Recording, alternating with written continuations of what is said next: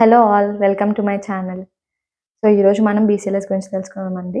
So బీసీఎల్ఎస్ అంటే basic cardiopulmonary life support. అంటే trained medical personal out of the హాస్పిటల్‌లో చేసే ప్రొసీజర్‌ని మనం బీసీఎల్ఎస్ అని అంటాం. సో ఒక పర్సన్ సడెన్‌గా కొలాప్స్ అయిపోయారనుకోండి, ఫస్ట్ మనం ఉన్న ప్లేస్ నుంచి పేషెంట్‌ని సేఫ్ ప్లేస్‌కి తీసుకురావాలి. ఒకవేళ బిల్డింగ్‌లో ఫైర్ యాక్సిడెంట్ అయితుందనుకోండి, మనం అక్కడే ఉండి సీపీఆర్ చేయలేం కదా! సో ఫస్ట్ ఎప్పుడూ గూడా మనం సీన్ సేఫ్టీ అంటే పేషెంట్ సేఫ్టీతో పాటు మన సేఫ్టీ కూడా చూసుకోవాలండి.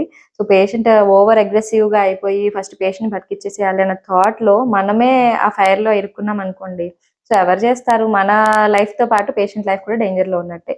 సో అందుకే ఎప్పుడు గూడా చూసిన వెంటనే సీపీఆర్ చేయడమే గాకుండా పేషెంట్ యొక్క సేఫ్టీ ప్లేస్‌ని మనం చూసుకోవాలి. సో పేషెంట్‌ని ఒక సేఫ్ ప్లేస్‌కి పక్కకు తీసుకొచ్చి షోల్డర్స్ మీద ట్యాప్ చేసి లోకల్ లాంగ్వేజ్‌లో అంటే ఇప్పుడు ఇక్కడ మనం మోస్ట్ కామన్‌లీ తెలుగు స్టేట్స్‌లో అయితే తెలుగు లాంగ్వేజ్‌లోనే మాట్లాడతారు మాక్సిమం పీపుల్. లేదు అనంటే ఇంగ్లీష్, హిందీ. సో అక్కడ ఆ పర్సన్‌ని చూడగానే మనకు అర్థమైతది గాబట్టి, తెలిసిన వాళ్ళైతే పేరు పెట్టి పిలుస్తాము. లేకపోతే తాతగారు, బామ్మగారు ఏదో లోకల్‌గా లాంగ్వేజ్‌లో షోల్డర్స్ మీద ట్యాప్ చేసి ఎలా ఉన్నారు? వినిపిస్తోందా? స్పృహలోనే ఉన్నారా? మాట్లాడండి. మీ పేరు చెప్పండి. ఇట్లా ఏదన్నా చెప్పి పిలవాలండి. పేషెంట్ కాన్షియస్ లేరు. అంటే మనం చెప్పిన దానికి రెస్పాండ్ అవ్వట్లేదు అనంటే, వెంటనే మనం అంబులెన్స్‌కి కాల్ చేయాలి. ఫస్ట్ థింగ్ ఏంటంటే, మనం ఒక్కళ్ళమే ఉన్నాం గదా! సీపీఆర్ చేసేద్దాం, పేషెంట్‌ని బతికించేద్దాము అనే థాట్‌లో అయితే ఉండకూడదండి. సో, మనం ఎంతసేపు చేసినా మనం ఎక్కడో ఒక టైంలో మనం ఫెటీగ్ అయిపోతాం. మనకి నీరసం వస్తుంది, మనకి ఆయాసం వస్తుంది, లేదా చేతులు నొప్పులొస్తాయి. సో, మనకి ఎక్స్‌ట్రా హెల్ప్ కావాలి. మనం కావాలనుకున్నప్పుడు వెంటనే రారు గాబట్టి, పక్కనే ఉండరు గాబట్టి, సో, మనం వెంటనే ఫస్ట్ అంబులెన్స్‌కి కాల్ చేయాలి. 108కి ఫోన్ చేసి హలో నా పేరు సో అండ్ సో నేనిక్కడ ఉన్నాను. ఇక్కడ ఒక పర్సన్ కొలాప్స్ అయిపోయినారు. ఒకళ్ళున్నారా? ఇద్దరున్నారా? ఎంతమంది పడిపోయినారనేది వాళ్ళకి ఫస్ట్ చెప్పాలండి. సో దట్ ఎక్స్‌ట్రా మెంబర్స్ ఎవరైనా అవసరమైతే వాళ్ళొస్తారంటే యూజువల్లీ అంబులెన్స్‌లో వచ్చేవాళ్ళు గూడా డాక్టర్స్ ఉంటారండి కొన్ని అంబులెన్స్‌లో. కొంతమందిలో ట్రైన్డ్ స్టాఫ్ ఉంటారు. సో దట్ వాళ్ళు ఎంతమంది కావాలి అన్న దాన్ని బట్టి తీసుకొచ్చిన మెంబర్స్‌ని గూడా వాళ్ళు కౌంట్ చేసుకొని ఎక్విప్‌మెంట్‌ని గూడా దానికి తగ్గట్టు తీసుకొనొస్తారండి. At the same time address చెప్పాలి. అడ్రెస్ చెప్పిన తర్వాత నేను చెప్పింది మీకు అర్థమైందా? మళ్ళీ తిరిగి చెప్పండి అని కన్ఫర్మ్ చేసుకోవాలి. మనం ఏదో హడావిడిలో సడెన్‌గా ఒకళ్ళు కొలాప్స్ అయిపోయారని గబగబా సీపీఆర్ చేస్తూ, ఆ ప్రాసెస్‌లో వాళ్ళకి ఫోన్ చేసి చెప్పి పెట్టేసాం అనుకోండి, వాళ్ళు మళ్ళీ తిరిగి మనకు కాల్ బ్యాక్ చేయలేరు. సో, అందుకు మనము చెప్పిన తర్వాత వాళ్ళకి అర్థమైందా లేదా కన్ఫర్మ్ చేసుకొని అప్పుడు ఫోన్ పెట్టేసి మీ అసలు ప్రొసీజర్ స్టార్ట్ చేయండి.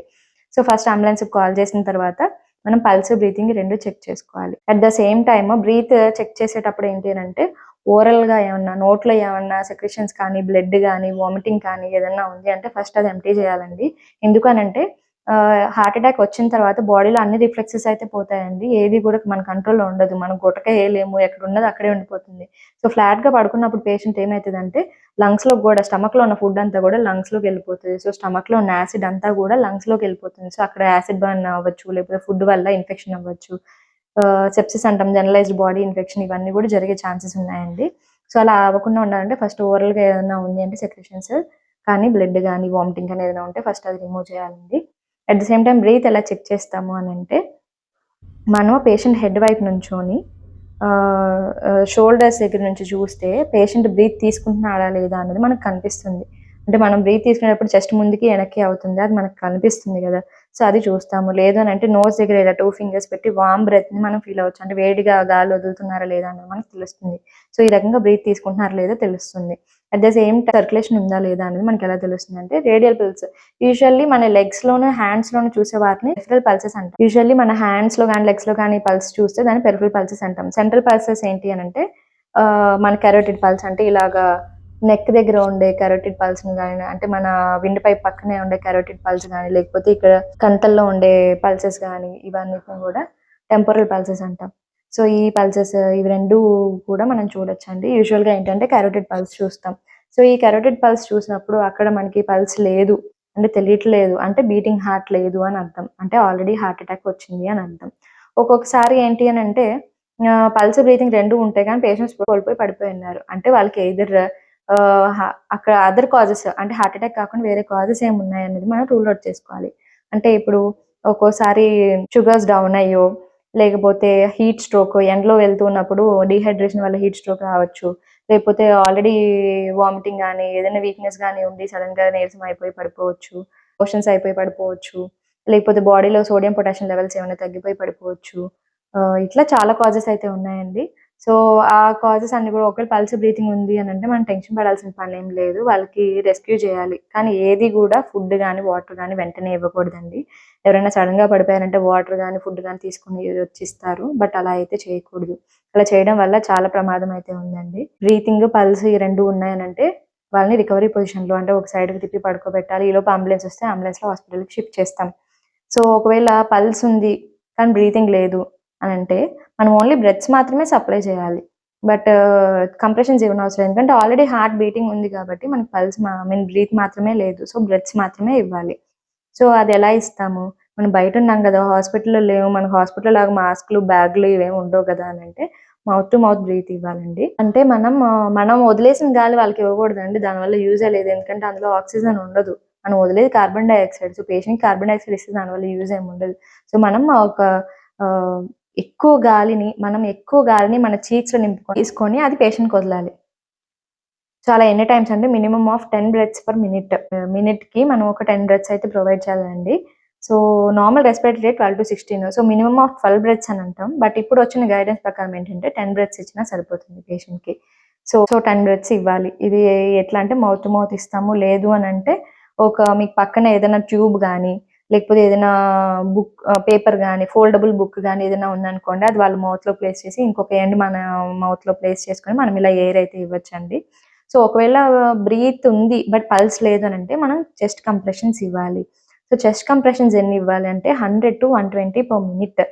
100-120 కంప్రెషన్స్ పర్ మినిట్ అని అంటే హాఫ్ మినిట్కి అంటే 30 సెకండ్స్లో మనం 50-60 కంప్రెషన్స్ ఇవ్వాలంటే ఎవ్రీ సెకండ్కి 2 కంప్రెషన్స్ ఇవ్వాలంటే మనం ఎంత ఫాస్ట్గా కంప్రెస్ చేయాలో అది తెలుసుకోండి. సో అసలు హై క్వాలిటీ సిపిఆర్ అని అంటాం.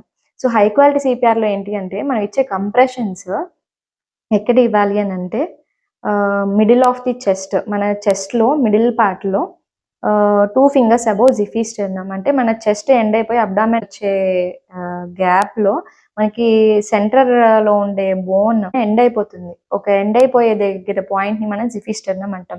ఆ జిఫీ స్టెర్నమ్కి 2 fingers above inter nipple line. అంటే మన రఫ్గా ఇప్పుడు ఒకవేళ పడిపోయిన పేషెంట్కి మనం ఇలా ఓపెన్ చేసి ఇక్కడికి రిబ్స్ ఉన్నాయి, ఇక్కడ జిఫీ స్టెర్నమ్ ఉంది, దీనిపైన 2 ఫింగర్స్ పెట్టాలి, దీని తర్వాత కంప్రెషన్ చేయాలి అని మనం అసెస్ చేయలేం.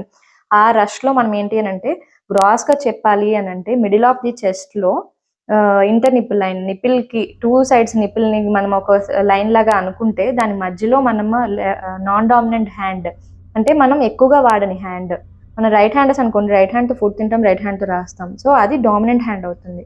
సో నాన్ డామినెంట్ హ్యాండ్ ఏంటంటే మనం ఎక్కువగా యూస్ చేయని హ్యాండ్ నాన్ డామినెంట్ హ్యాండ్. ఆ నాన్ డామినెంట్ హ్యాండ్ని మిడిల్ ఆఫ్ ది స్టెర్నమ్లో 2 ఫింగర్స్ అబోవ్ జిఫీ స్టెర్నమ్ అంటే ఇంటర్ నిపుల్ లైన్ మధ్యలో మన లెఫ్ట్ హ్యాండ్ని ప్లేస్ చేసి రైట్ హ్యాండ్తో దాన్ని లాక్ చేసి ఈ రకంగా లాక్ చేసి మన హ్యాండ్స్, ఎల్బో, షోల్డర్స్ ఇవన్నీ కూడా స్ట్రైట్గా ఉండాలి. ఇవన్నీ స్ట్రైట్గా ఉండి పేషెంట్కి కాంటాక్ట్లో ఉండి కొంచెం ఫార్వర్డ్ బెండ్ అయ్యి పేషెంట్కి అయితే కంప్రెషన్స్ ఇవ్వాలండి. సో అలా 100-120 ఎవ్రీ టైమ్ మనం కంప్రెస్ చేసే కొద్దీ మళ్ళీ తిరిగి వెనక్కి వచ్చేస్తుంది చెస్ట్. మళ్ళీ రీకాయిల్ అంటాం దాన్ని. మనం కంప్రెస్ చేశాక మళ్ళీ తిరిగి పైకి వచ్చేస్తుంది. ఒక బలూన్ని మనం ప్రెస్ చేసి మళ్ళీ తిరిగి ఎలా వెనక్కి వస్తుందో అలాగే చెస్ట్ని కూడా మనం కంప్రెస్ చేసినప్పుడు మళ్ళీ తిరిగి వస్తుంది.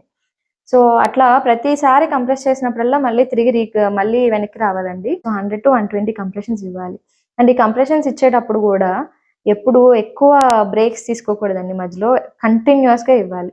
సో కంటిన్యూస్గా ఇచ్చినప్పుడు ఏమవుతుందని అంటే మనం కంప్రెస్ చేసినప్పుడు హార్ట్లోంచి బ్లడ్ మిగతా ఆర్గన్స్ అన్నిటికీ సప్లై చేస్తుంది బ్రెయిన్తో సహా.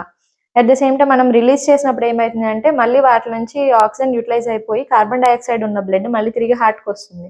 సో ఒకవేళ మనం కంటిన్యూస్గా అదే పనిగా కంప్రెస్ చేస్తూ ఉన్నాం అనుకోండి, హార్ట్లో ఫిల్ అవ్వదు, మళ్ళీ తిరిగి ఆర్గాన్స్ నుంచి బ్లడ్ హార్ట్లోకి రాదు. అలా రానప్పుడు ఏమవుతుందంటే మనం ఎంటీ హార్ట్నే కంప్రెస్ చేస్తూ ఉంటాం. సో అంటే అసలు బ్లడ్ అనేదే లేకుండా ఆర్గాన్స్ అన్నిటికీ పంప్ చేస్తూ ఉందండి.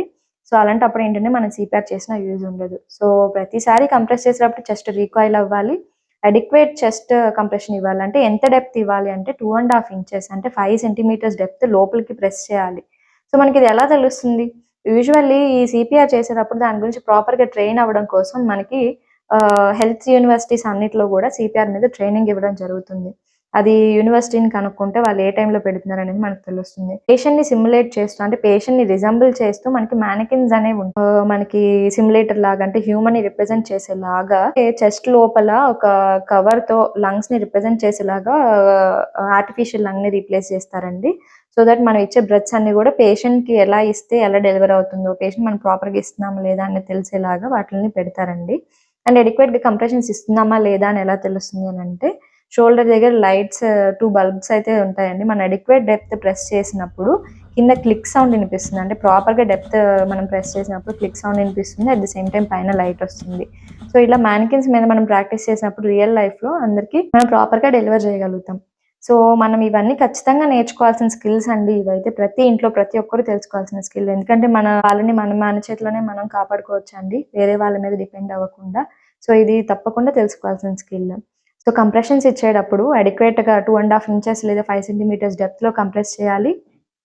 మధ్య మధ్యలో బ్రేక్స్ ఇవ్వకూడదు. ఎక్కువ ఇంటర్వెన్షన్స్ ఇవ్వకూడదు. అండ్ ఆవేశంలో ఎక్కువ సార్లు బ్రెత్స్ ఇవ్వకూడదు. ఒకవేళ పల్స్ బ్రీతింగ్ 2 లేదనుకోండి, మనం 2 సప్లై చేయాలి. సో మినిట్‌కి 10 టైమ్స్ మాత్రమే బ్రెత్స్ ఇవ్వాలి. సో అంతకంటే ఎక్కువ ఇచ్చామనుకోండి, మనం కంప్రెషన్స్‌ని డిలే చేసినప్పుడు, ఆ బ్రెత్స్ ఇచ్చేటప్పుడు మనం కంప్రెస్ చేయలేము. సో అందుకు ఏంటి అనంటే, మనం 2 ఇవ్వాల్సొచ్చినప్పుడు 30:2 రేషియోలో అంటే 30 టైమ్స్ కంప్రెస్ చేశాక 2 టైమ్స్ బ్రెత్స్ ఇవ్వాలి. అండ్ బ్రెత్ ఇచ్చేటప్పుడు కూడా టపా టపా ఒకేసారి ఇవ్వకూడదండి. అలా ఇచ్చినప్పుడు కూడా సేమ్ కార్బన్ డయాక్సైడ్‌నే మనం మళ్ళీ పంపిస్తాం. సో ఒకసారి బ్రెత్ ఇచ్చిన తర్వాత అది మళ్ళీ తిరిగి బయటికి వచ్చేదాకా వెయిట్ చేయాలి. అంటే ఇదంతా కూడా 1 సెకండ్‌లో జరిగిపోవాలి. సో ఒకసారి 1 సెకండ్ బ్రెత్ ఇవ్వడానికి, 1 సెకండ్ బ్రెత్ బయటికి రావడానికి. సో అలా 2 బ్రెత్స్ ఇవ్వాలి. అలా ఇచ్చాక మళ్ళీ 30 కంప్రెషన్స్. సో ఇలా ఎంతసేపు చేస్తామనంటే ఎవ్రీ 2 మినిట్స్‌కి ఒకసారి మళ్ళీ పల్స్, మళ్ళీ కెరోటిడ్ పల్స్, మళ్ళీ బ్రీతింగ్ ఈ 2 చెక్ చేసుకోవాలి. సో హై క్వాలిటీ సీపీఆర్‌లో ఉండే ఫీచర్స్ ఏంటి అనంటే 2½ ఇంచెస్ డెప్త్ అయితే ప్రెస్ చేయాలి. అన్నెసెసరీ ఇంటరప్షన్స్ ఉండకూడదు. And every time chest compress చేసినప్పుడు మళ్ళీ రీకాయిల్ అవ్వడానికి ఛాన్స్ ఇవ్వాలి. అండ్ ఓవర్‌గా వెంటిలేట్ చేయకూడదు. అంటే 10 టైమ్స్ కంటే ఎక్కువ బ్రెత్స్ ఇవ్వకూడదు. అండ్ ఖచ్చితంగా 30 కౌంట్ అయితే చేయాలండి. లేదా 100-120 కంప్రెషన్స్ పర్ మినిట్ అయితే చేయాలి. సో ఇలా చేస్తేనే మనం అడిక్వేట్‌గా హై క్వాలిటీ సీపీఆర్ ఇస్తున్నట్టు. సో ఇలా కంప్రెస్ చేసి ఎవ్రీ 2 మినిట్స్‌కి ఒకసారి అసిస్ట్ చేసుకోవాలి. ఈలోపు మనకి పక్కన ఇంకెవరైనా హెల్ప్ వచ్చారనుకోండి. సో మనం కంప్రెషన్స్ చేస్తుంటే ఇంకొకరు బ్రెత్స్ ఇస్తారు. ఒకవేళ లేదు ఇంకెవరు లేరు 2 మనం ఇవ్వాల్సొస్తే ఒక వైపు నుంచే కంప్రెషన్స్ ఇస్తూ మళ్ళీ హెడ్ వైపు వెళ్లి మళ్ళీ అక్కడ బ్రెత్స్ ఇవ్వాలి. మళ్ళీ కంప్రెషన్స్ ఇవ్వాలి, బ్రెత్స్ ఇవ్వాలి. మధ్యలో బ్రేక్స్ లేకుండా చూసుకోవాలి. సో ఇంకా అంబులెన్స్ వచ్చిందనుకోండి మీన్ వైల్ వాళ్ళు అక్కడ నుంచి తీసుకొని హాస్పిటల్‌కి వెళ్తారు. సార్ ఎప్పుడు స్టాప్ చేయాలి అనంటే ఎయిదర్ పేషెంట్ అన్నా రివైవ్ అవ్వాలి. అంటే మళ్ళీ తిరిగి రెస్పాండ్ అవ్వాలి. మనం కంప్రెస్ చేసే మధ్యలో సడెన్‌గా లేసి రెస్పాండ్ అయినప్పుడు లేదా ఓకే ఒక బ్రీత్ తీసుకోగలిగినప్పుడు కంప్రెషన్ పల్స్ మళ్ళీ తిరిగి వచ్చినప్పుడు లేదు అనంటే అంబులెన్స్ వచ్చి హాస్పిటల్ ఫెసిలిటీ వాళ్ళకి ఇంకా హ్యాండ్ ఓవర్ ఇచ్చినప్పుడు. సో ఇప్పుడు మాత్రమే సీపీఆర్ ఆపాలి. అప్పటిదాకా ఎవ్రీ 2 మినిట్స్‌కి ఒకసారి కంప్రెషన్స్, బ్రెత్స్ అన్ని ఇచ్చిన తర్వాత చెక్ చేసుకోవాలి. అట్ ద సేమ్ టైమ్ ఒకవేళ లేదు అనంటే కంటిన్యూ చేయాలి. ఈ బీసీఎల్ఎస్ అనేది బేసిక్‌గా అందరూ నేర్చుకోవచ్చండి. దీనికి హాస్పిటల్ నాలెడ్జే ఉండనవసరం లేదండి. మెడికల్ ఎంబీబీఎస్‌లు, డాక్టర్లు చదువుకోనవసరం లేదు. బట్ మీకు కొంచెం ఐడియా ఉంటే, మీకు దగ్గరలో ఏదైనా హెల్త్ యూనివర్సిటీ ఉంటే అక్కడికెళ్ళి సిమ్యులేటర్ మీద నేర్చుకొని మీరు ఈ స్కిల్‌ని డెవలప్ చేసుకోవడం చాలా ఇంపార్టెంట్ అండి. ఎందుకంటే మీ ఫ్యామిలీలో వాళ్ళని మీరే రెస్క్యూ చేసుకోవచ్చు. సో నెక్స్ట్ వీడియోలో ఏసీఎల్ఎస్ అంటే అడ్వాన్స్డ్ కార్డియోపల్మనరీ లైఫ్ సపోర్ట్ గురించి తెలుసుకుందాం. మీకు ఈ వీడియో నచ్చినట్టయితే తప్పకుండా లైక్ చేసి సబ్స్క్రైబ్ చేసుకోండి.